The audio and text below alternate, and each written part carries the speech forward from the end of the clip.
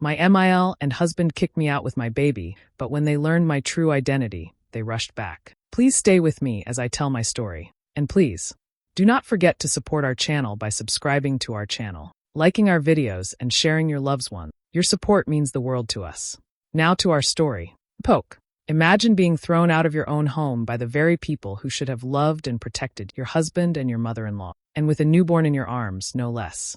Stick with me while I share my story, and if it touches you, don't forget to support our channel by hitting that subscribe button, dropping a like, and sharing it with the people you care about. My name is Olivia. I was 28 when I thought my life was finally complete. I had just given birth to my little girl, Lily. She was only 2 months old, soft as a cloud, her tiny fingers curling around mine like she knew I was the only safe place she had in this world. I should have been in the happiest chapter of my life, but instead, I was learning the hard way how cruel the people closest to you can be. My husband, Ethan, was 32. When we first met, he seemed gentle, reliable, and everything I thought I needed in a partner. He promised me stability, love, and a future I could trust. For a while, I believed him. But promises are only words until life tests them. And Ethan? He failed every test when it mattered most. Then there was Margaret, my mother-in-law. She was 58 and had never liked me from the start. To her, I was nothing but an outsider, an inconvenience who dared to marry her precious son. Every glance she gave me carried judgment. Every word dripped with disapproval. She thought I wasn't enough. Not classy enough, not wealthy enough, not their kind. She made sure to remind me of it every single day. We were living in their family house after Lily was born. I had agreed to it because Ethan said it would be easier with a baby, that we would have support and help. I told myself it was temporary, that eventually we'd move into a place of our own. But being under Margaret's roof meant being under her. She criticized everything I did as a mother, how I fed Lily, how I held her, even how I sang to her. "You're too young to know what you're doing," she would say, shaking her head like I was an incapable child. When I cooked, she'd wrinkle her nose. "No wonder Ethan has lost weight. You can't even make a proper meal." If Lily cried, Margaret would swoop in, clucking her tongue. Poor baby. With a mother like this, no wonder she's unhappy. Ethan never defended me. He would sit silently, eyes down, or worse, agree with his mother. It hurt more than I could ever explain, like being cut open slowly every single day. I told myself to endure it for Lily's sake, to keep peace in the house, to be patient. But deep down, I knew a storm was building, and soon, I'd be caught right in the middle of it. Margaret had a way of slipping her words into Ethan's ear like poison. She never came at him directly, always circling around her opinions until they became his own. She whispered that I was lazy, that I was not good enough to stand beside him, that I had married him only for what little comfort he could provide. Slowly, her words began to take root. I could see it in Ethan's eyes, in the way he started to look at me, not as his wife, not as the mother of his child, but as some kind of burden. He stopped reaching for my hand. He stopped asking how I was doing after long nights with Lily.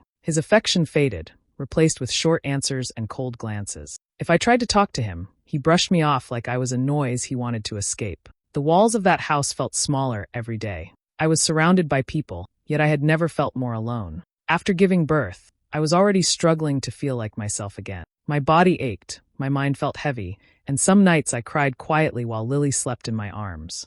But instead of kindness, I faced silence from Ethan and criticism from Margaret. There were moments I replayed in my head, moments from before Lily was born. Ethan had once promised me a life of love and safety. He had told me he would stand by me no matter what, that nothing could shake his loyalty. I remembered the way he looked at me when he said those words, his voice steady, his hand warm around mine. I had believed him then with my whole heart. Now, those same words felt like cruel lies, a sharp contrast to the coldness I lived with each day. Margaret's voice grew louder in our lives. She didn't even bother to hide her disdain anymore. She began suggesting that I should go back to my family, that maybe I wasn't cut out for this life. She said Lily would be better off without me, that I was too young and too inexperienced to raise her properly. At first, Ethan said nothing when she made those comments. But then, one night after dinner, he finally spoke. His tone was distant, as if he had rehearsed the words in his head before saying them. "Maybe Mom's right. Maybe it would be better if you went to stay with your family for a while. They could help you. Lily might even have more stability there." I froze when he said that. He didn't look at me when the words left his mouth. He stared at his plate, as though he couldn't bear to see the hurt on my face. I wanted to scream, to remind him of all the things we had promised each other, but the lump in my throat was too heavy. The seed had been planted. Margaret had finally convinced him that I didn't belong there, and I could feel the ground slipping from under me. What I didn't know was how far they were willing to go to push me out completely. Ethan came home late one evening, his face cold and unreadable. He didn't greet me, didn't look at Lily, didn't even take off his coat right away. The air around him felt heavy, as if he was carrying something he had already decided to do. My heart sank before he even opened his mouth. Margaret appeared almost instantly, as if she had been waiting for this exact moment. She stood in the doorway, arms crossed, her eyes sharp. "End this now, Ethan," she said firmly, her voice carrying no room for hesitation. Ethan shifted uncomfortably, but he didn't argue with. He turned to me, his jaw tight. "You need to leave, Olivia. My mom is right. You don't belong here." For a moment, I thought I had misheard him. My ears rang, and I stared at him in shock. "What are you saying? This is our home. We're a family. We made vows, Ethan. We promised to stand by each other." My voice shook as I reminded him of the life we had built, of the daughter we had brought into the world together. But his expression didn't soften. He avoided my eyes like a coward. "I can't do this anymore. It's better if you go. Lily will be fine. My mom and I will make sure she has what she needs." Those words cut deeper than anything I had ever heard. He was ready to separate me from my baby, to erase me from the picture, as if I were nothing. Desperation filled my chest, and I held Lily closer, her tiny head resting against my shoulder. "She's my daughter, Ethan. How can you even say that? I carried her. I gave birth to her. You can't just throw us away." He said nothing. His silence was worse than any insult. Margaret stepped forward, holding a small bag. "Here," she said coldly, thrusting it into my hands. "I packed some of your things. Take your baby and leave. This isn't the place for you." Tears blurred my vision. "Please," I whispered, though I wasn't sure who I was begging anymore. Ethan kept his eyes on the floor, refusing to face me. Margaret's face stayed hard, satisfied even. The night outside was freezing, but they didn't care. Margaret opened the door wide and gestured for me to go. My body shook as I clutched Lily, who whimpered softly against my chest.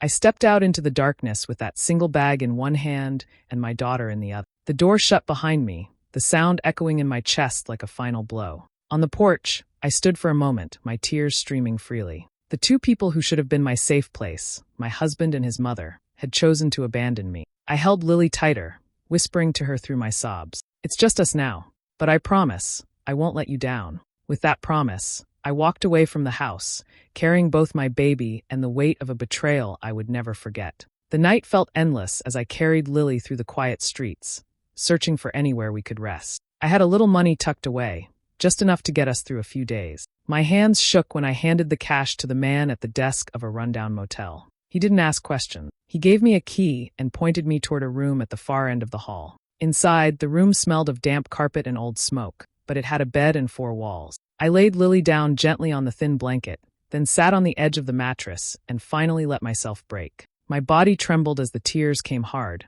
my chest aching with the weight of it all. How could they do this to me? I whispered into the dark. How could they do this to Lily? The sound of my own voice startled me. My baby stirred, her small face scrunching as she let out a soft cry.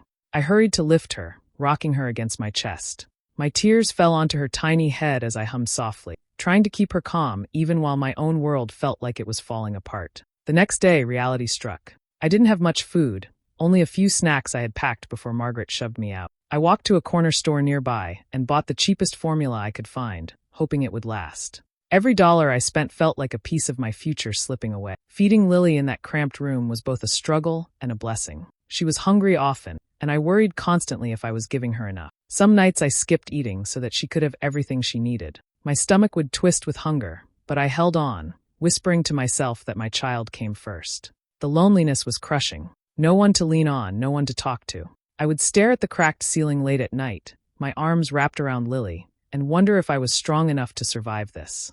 Doubt crept in, telling me I wasn't capable. But then, in those quiet hours, I would remember my father's voice. "Never let anyone define your worth. You know who you are." He had told me that countless times when I was younger, whenever life seemed unfair or I doubted myself. His words returned to me now like a light in the darkness. I whispered them over and over until they sank deep inside my chest. Sitting there with Lily's soft breaths against me, I realized something important. Ethan and Margaret had taken away a home, but they couldn't take away my strength. They couldn't decide who I was, no matter how hard they tried. That night, for the first time since I had been thrown out, I felt a spark of resolve. It was faint, but it was there. The world had broken me down, but somewhere inside, the pieces of my strength were starting to come back together.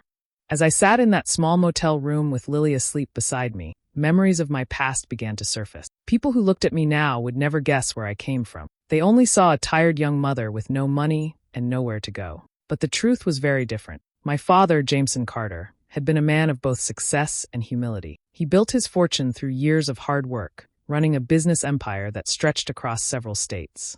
To the outside world, he was a respected figure with wealth most people could only dream of. But to me, he was simply Dad. He never raised me to flaunt money or depend on privilege. Instead, he taught me to live simply, to treat people with kindness, and to never let material things define who I was. When I met Ethan, I made a choice.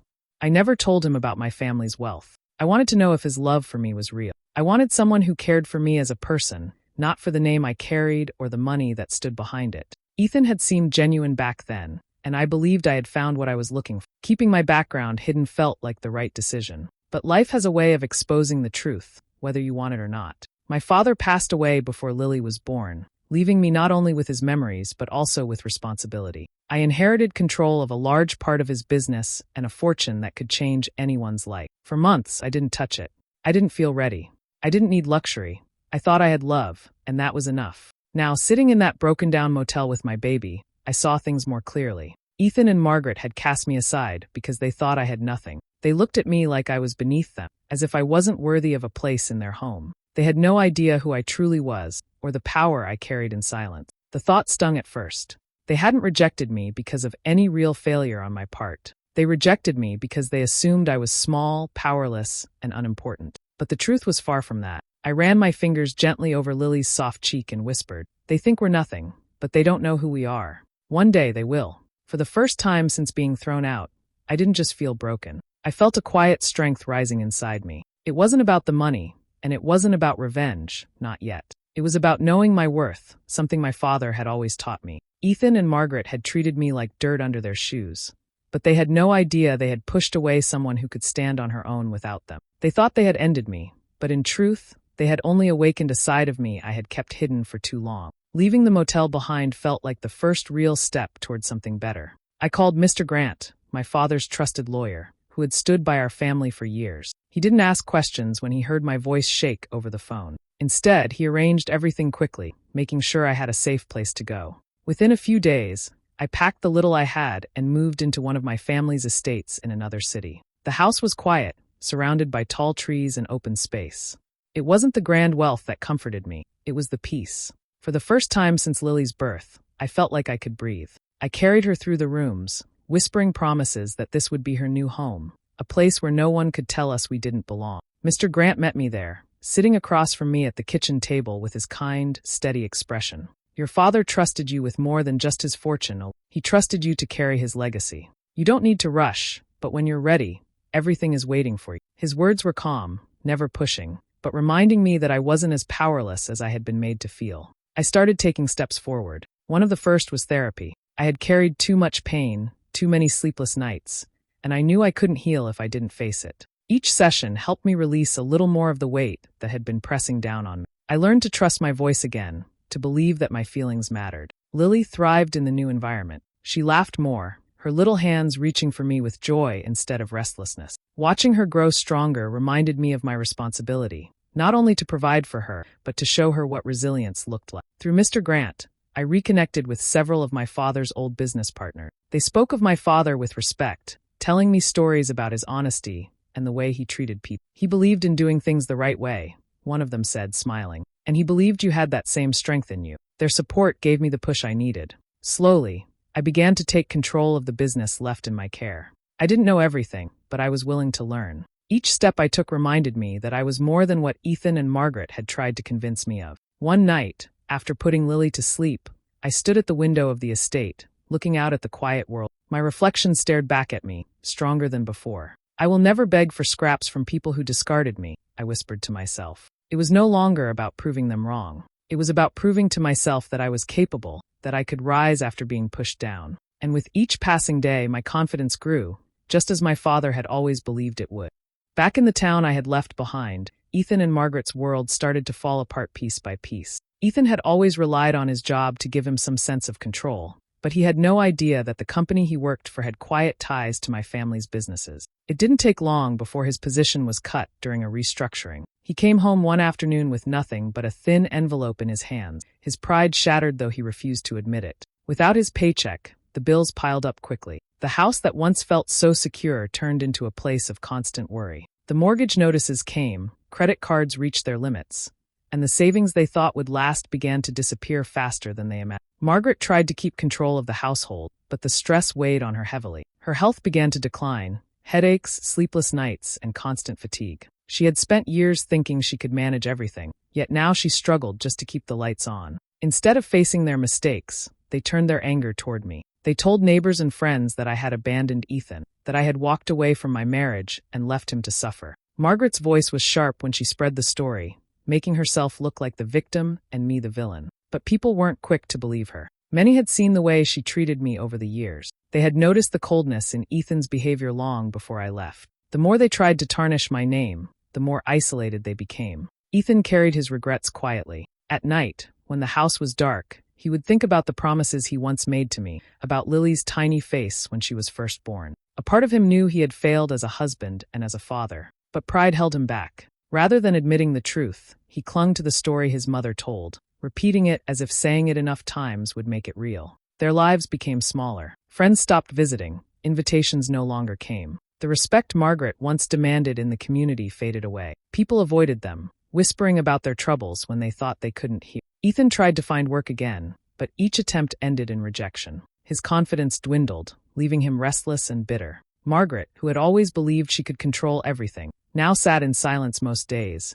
her strength slipping as quickly as her health. She had pushed so hard to rid Ethan of me, only to watch her world crumble without the stability she thought she had secured. Neither of them could see it yet, but the downfall they faced was of their own making. Their choices, their cruelty, had led them exactly to this place. And as much as Ethan secretly wished he could turn back time, he refused to face the truth. He had destroyed the one thing that might have saved him. The night of the charity gala was filled with light and music. The event had been organized under my family's foundation, something my father had built years ago, and that I had now taken responsibility for. It was a night to honor community programs, scholarships, and the values my father always believed in. I walked into the grand hall holding Lily, her little dress matching the soft blue of mine. For the first time in a long time, I felt whole, confident, steady, and exactly where I was meant to be. The moment I entered, heads turned. People smiled warmly, some whispering to each other as they recognized. But then, across the room, I saw two familiar faces freeze in place. Ethan and Margaret. They hadn't been invited directly, but came through mutual contacts, desperate to still appear in social circles despite their fading reputation. When their eyes landed on me, shock spread across their faces. Margaret's mouth opened slightly, her hand gripping Ethan's arm as if to steady herself. Ethan's eyes widened, his body stiff, as though the sight of me had stolen the air from his lungs. They had expected to see the same woman they forced out, broken, desperate, and forgotten. Instead, they saw me standing tall, my daughter in my arms, my name displayed on banners and programs around the room. Whispers began to move through the crowd. "That's Olivia Carter, heiress of the Carter legacy." The name echoed in the room, and with it came recognition. People spoke of my father, of his empire, of the wealth and respect that surrounded the Carter family. Ethan and Margaret had spent so long treating me like I was nothing, yet now they were confronted with the truth. The woman they threw out was far more powerful than they had ever dreamed. I didn't rush to greet them. I walked past, smiling at the guests who congratulated me and admired Lily. The weight of the moment wasn't in what I said, it was in what I didn't need to say. My presence, my calmness, and the life I had built since leaving them were louder than any words. I could feel their eyes following me, their disbelief heavy in the air. Margaret looked pale, her pride cracked wide open. Ethan shifted uncomfortably, guilt flashing across his face before pride forced him to straighten his shoulders. But I saw it. I saw the regret he couldn't hide, the realization that he had thrown away something he would never get back. The evening went on, filled with laughter and speeches. I stood at the podium, speaking about the importance of hope and resilience, never once acknowledging them by name. But I knew every word I spoke cut into their silence. They had once told me I didn't belong. Now, in front of everyone, it was clear I belonged more than they ever would, and they could do nothing but watch. After the gala ended and most of the guests had left, I stepped outside into the cool night air with Lily resting quietly in my arms. I didn't get far before I heard footsteps behind me. When I turned, Ethan was there, his face strained, his eyes desperate. "Olivia, wait," he said quickly, as if afraid I would slip away before he could get the words out. "Please let me explain. I was wrong. I see that now. I made a mistake, but we can fix this. We can be a family again." His words sounded hollow. They weren't filled with love, only with fear of the life he had lost. He reached out a hand toward Lily, but I stepped back, holding her closer to me. "Don't," I said firmly. You lost that right the night you threw us out." Before he could answer, Margaret appeared, her face softer than I had ever seen it. "Olivia, you have to understand," she said, her voice trembling. "I only wanted the best for my son. I thought I was protecting him. I never meant for things to go this far. Please, give us another chance." I stared at them both, calm but steady, no tears left to give. "You didn't just abandon me," I said, my voice low but strong. "You abandoned your own blood when she was most vulnerable. You turned your backs on a mother holding her newborn in the middle of the night. That's something I will never forgive." Ethan's face fell, his pride cracking. "But Olivia, I love you. I can change." "No," I cut him off. "Love isn't proven by words. It's proven by actions, and your actions spoke louder than anything you're saying now." Margaret tried again, reaching toward me, but I shook my head. "You made your choice, and now I've made mine." What they didn't know was that I had already taken steps to protect Lily legally. With Mr. Grant's help, Ethan's rights as a father had been cut off through the courts. He had no access, no say in her future. He had chosen to walk away when she needed him most, and the law now reflected that truth. I didn't raise my voice, I didn't lash out. My revenge was not in anger. It was in my success, my dignity, and the life I built without them. They had hoped to see me crawl back, broken and desperate. Instead, they stood in front of a woman stronger than the one they cast aside. Ethan lowered his gaze, shame written across his face. Margaret's lips trembled as she realized no amount of excuses would undo what she had done. I turned away, holding Lily against my chest, my steps steady as I walked back inside. They could plead all they wanted, but the truth was simple. They no longer had a place in our lives, and they never would again. The night was quiet, and the house felt peaceful. I sat in a wide armchair near the window, holding Lily close to me. She had drifted off to sleep, her tiny chest rising and falling with soft breaths. I brushed a hand over her cheek and let myself think back over everything that had happened. There was a time I thought being thrown out of that house was the end of my world. Standing outside in the dark with nothing but a baby in my arms felt like the lowest point of my life. I believed I had lost everything. But sitting here now, I realized it was not the end at all. It was the beginning of my freedom. I had carried so much pain from that night, but in that pain, I also found strength I didn't know I had. My father used to tell me, "Your worth isn't decided by others. It comes from within." Back then, I never imagined how much those words would matter. But when I was left with nothing, I remembered him, and I remembered who I was. That memory carried me forward. Looking down at Lily, I knew she was the reason I kept fighting. When she cried, I found a way to comfort her. When she was hungry, I found a way to feed her. Every small victory built me into someone stronger. I didn't just survive for myself, I survived for her. People often say family is about blood, but I learned that isn't true. Family is the ones who stand by you when you are broken, who don't turn their backs in the hardest moments. Ethan and Margaret taught me betrayal, but my father's lessons taught me strength. I held on to those lessons, and they led me here to this moment of peace. Ethan and Margaret were still out there, carrying the weight of their choices. They had lost more than they realized, and they had no one to blame but themselves. But I didn't need revenge. I didn't need to prove myself to them anymore. My life, my happiness, my daughter, those were proof enough. I pressed a gentle kiss to Lily's forehead and smiled. We were free. We were safe. And we were building a future far brighter than the past we left behind. I no longer saw that night as a curse. It had been a turning point, a push into a life I never would have found if I had stayed. Out of betrayal came strength. Out of heartbreak came hope. And out of pain came a life where Lily and I could grow without fear. Justice doesn't always mean striking back. Sometimes it means living well without the people who tried to destroy you. That was my revenge, my peace, and my freedom. And as I held my daughter close, I knew we had already won.